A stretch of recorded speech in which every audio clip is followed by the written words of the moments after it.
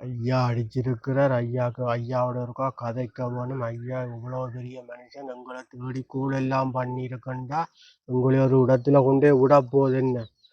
எத்தனை மணிக்கப்பா 3 மணிக்கு அடிச்சிருக்கு இன்னும் கவனிக்கலா பேசுகிறார தெரியல காசு போதிரியல. ஓ ஓமையா ஓமையா பாருங்க. ஓ நான் தானோ வேட்பாளரோ. ஓ ஓ ஓ ஓ என்ன முதல்ல எடுத்திருந்தீங்க. நான் வேலை செய்து கொண்டுட்டேன். தோட்டக்காரன் நின்றவர் பின்ன போன் கதைக்கலாதானே அவைக்கு முன்னால. ஓ அவைக்கு விளங்காதானே நீங்கள் சொன்ன அந்த மாதிரி நீங்கள் தான் எடுத்ததோ போனோன்னு தெரியாதானே. இல்லைன்னு சொன்னா பிரச்சனை இல்லை. சரி என்னன்னு சொன்னா இப்ப காசு என்ன ஐயா 5000 ரூபா தானே என்ன.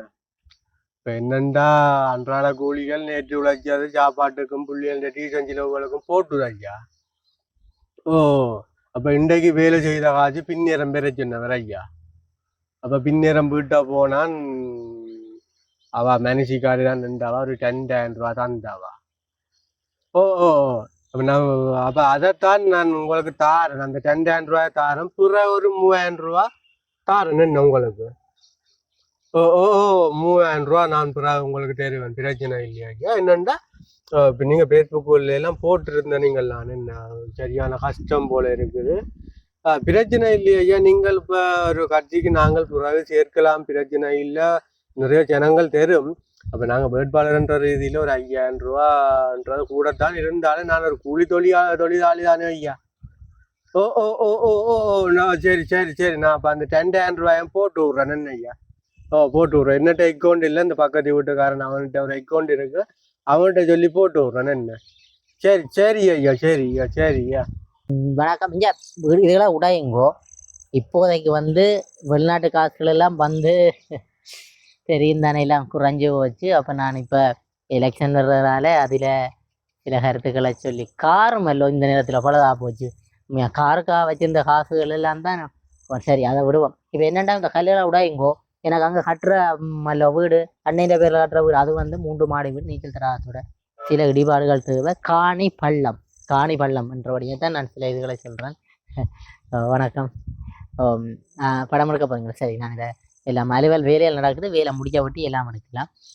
இது வந்து விட்ட காணிகள் தான். விட்ட காணிகளுக்கு இல்லை சில இதுகளை ஏற்றி கொண்டு போகும்னு பார்க்குறேன். வணக்கம். உங்களுக்கு தெரியும் இந்த முறையும் வந்து எலெக்ஷன் அன்றைக்கி அப்புறம் இன்றைக்கு வந்து கட்டுப்பணம் கட்டுறதுக்காக போக வேணும்.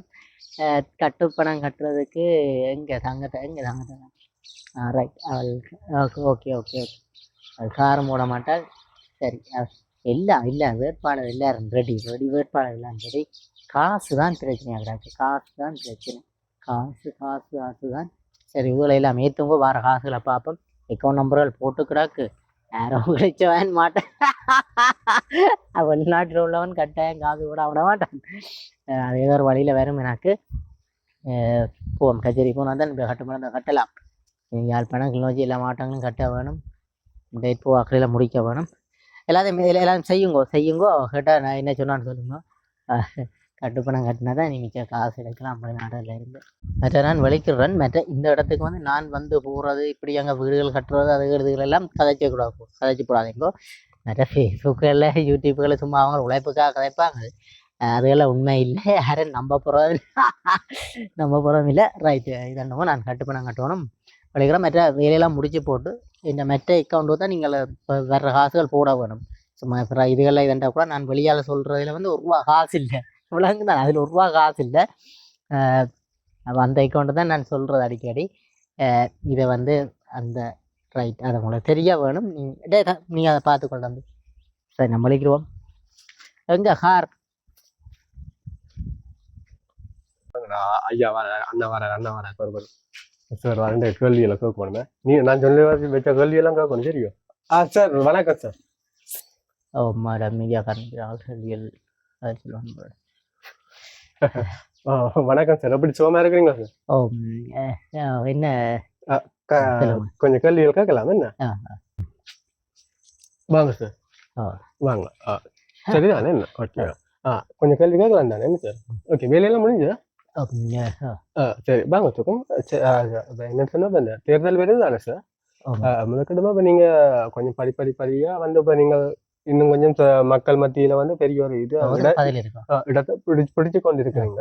அப்ப அந்த வகையில போய் இந்த எந்தெந்த சபைகள்ல வந்து இந்த முறை வந்து நீங்கள் நாங்கள் வந்து இன்றைக்கு எல்லா சபைகளும் இந்த முறை போட்டிடுறோம். யாழ்ப்பாணத்துல கத்தோலிக்க சபை மற்ற பிஷப் கவுன்சில ஓட்டிடுறோம். இப்படியான எல்லா சபைகளும் நாங்கள் தெரிந்தானே. இப்ப நாங்கள் 17 சபையில போட்டிடுறோம். எங்களுக்கு ஆட்கள் வந்து தேவையான ஆட்கள் இருக்கிறாங்க. வேட்பாளர்களும் தேவையான வேட்பாளர்கள் இருக்கிறாங்க. கிட்ட பிடிக்கும் மக்கள் இருக்கிறாங்க. வேட்பாளர்கள் காசு தான் பிரச்சனை. காசு தான் பிரச்சனை. காசு இல்ல. எங்களுக்கு என்னன்னா 5000 ரூபாய் சுட்டிக்காரம் சரியான மனவேதனையாக்குறாங்க. 5000 என்ன எவ்வளவு கூலி தொழிலாளி சும்மா நோமல உழைச்சு போட்டு போறான் ஐயா. அப்படி அது என்னன்னா எங்களுக்கு அந்த சுயேட்சை குழு டேக்கில் வந்து 5000 டேக்கும் சரி ஏன்னா ஹார்ட் அட்டாக் வர்ற மாதிரி இருந்தது. அப்படியே அப்படி 5000ன்றது சரியான கவலையாகிறாங்க.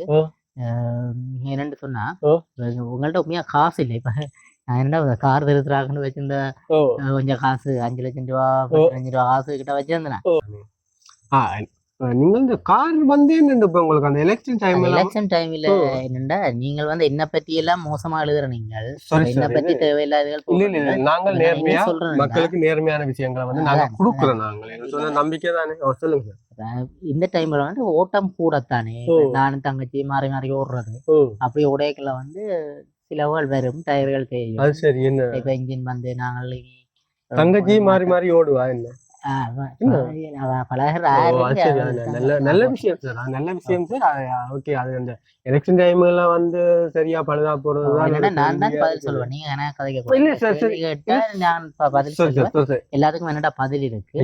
என்ன சொல்லுங்க சொல்லுங்க. ஒரு விஷயம் என்னன்னா நீங்கள் மக்களை சிரிக்க வைக்கிறதாலையும் நிறைய விஷயங்களை கொடுக்கறதாலேயும் தான் மக்களுக்கும் கூட பிடிச்சு கொண்டு இருக்குது. என்னன்னா சும்மா தெரியாது. அப்படி இப்படி போறேன்னா இப்ப எங்களை பொறுத்த வரைக்கும் இப்ப நான் உண்மையா மனசுல வந்து சொல்றேன். நான் உண்மையில இந்த காசு நான் கூடத்தான் நான் இப்ப என்னோட போட்டிக்கிற எல்லா வேட்பாளருக்கும் சொல்லியிருக்கேன். 2000 5000 தாங்கோ நான் பிறகு உங்களுக்கு திருப்பி தருவேன். திருப்பி எப்ப தரணும்னு தெரிஞ்சா நான் திருப்பி தருவேன். அப்ப அந்த 2000 அண்டை ஒரு அடிச்சார் வேலையால வந்து நிக்கிறேன். வேலை காசு கிடாக்கு போடட்டோம்னா சட்டியா கவலையா போடுவோம். நான் பிறகு அதோட அப்படியே விட்டுட்டேன். எங்களுக்கு இப்ப காசா பிரச்சனை. அது வழியா காசு வந்து அக்கௌண்ட் நம்பர் எல்லாம் போட்டு இந்த தேர்தலில் வந்து நீங்கள் இப்ப பலதரப்பட்ட மக்களுக்கும் அந்த வாய்ப்புகளை நீங்க கொடுத்துருக்கீங்களே. ஐயா ராசா நான் ஓப்பனடா ஓப்பன் டாக் எல்லாரையும் நான் சொல்லியிருக்கேன். விருப்பமானார்கள் வாங்கும். அதே மாதிரி நான் வந்து இந்த சபைகளையும் வந்து எனக்கு கொஞ்சம் குறையிற இடத்துலயோ அல்லது மற்றவையோட கூட்டணி போடக்கூடிய சந்தர்ப்பம் தான் நான் கட்டாயம் தமிழ் கட்சியோட கூட்டணி போடுவேன். தெரியுமா?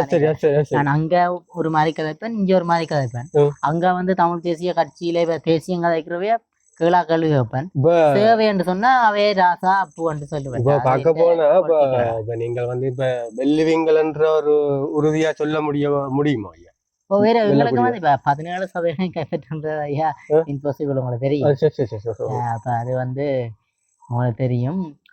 ஆனா ஒரு நல்லூர் சபைக்கு குறிப்பிட்ட வீதத்துக்கு மேல நாங்கள் போவோம். நல்லூர் சபை என்ன? நல்லூர் வந்து எங்கள்கிட்ட தான் வர மாட்டே இருக்குது. மற்றது தங்கச்சி தான் இப்ப முதல்வரா வர போறா. வந்தா பிறகு மிச்சம் உங்களுக்கு தெரியும். இதுதான் ஒன்று. அதெல்லாம் வெற்றி பெற வாழ்த்துக்கள் ஐயா. அப்ப இந்த பாத்தீங்கன்னு சொன்னா இப்ப நீங்க அந்த பாராளுமன்றத்துல கதைச்ச ஒரு விஷயம் என்னன்னு சொன்னா அந்த அந்த ஒரு பெண்ணை பற்றி காய்ச்சிருக்கீங்களானே. அந்த பெண்ணை பற்றி இல்ல ஆனா பற்றி எவிடன்ஸ்கள் இருக்கு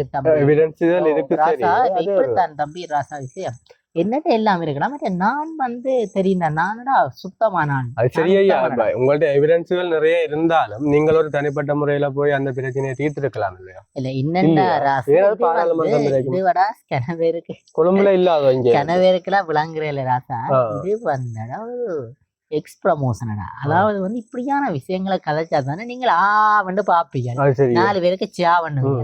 அப்படியே கட்டா வெட்டி வெட்டி வெட்டி வெட்டி இந்த சோசியல் மீடியா எல்லாம் போடுவீங்க. அப்ப இன்றைக்கு வரைக்கும் நித்திர உள்ளேக்கும் என்ன நினைக்க வேண்டிய ஒரு தேவை உங்களுக்கு இருக்கடா.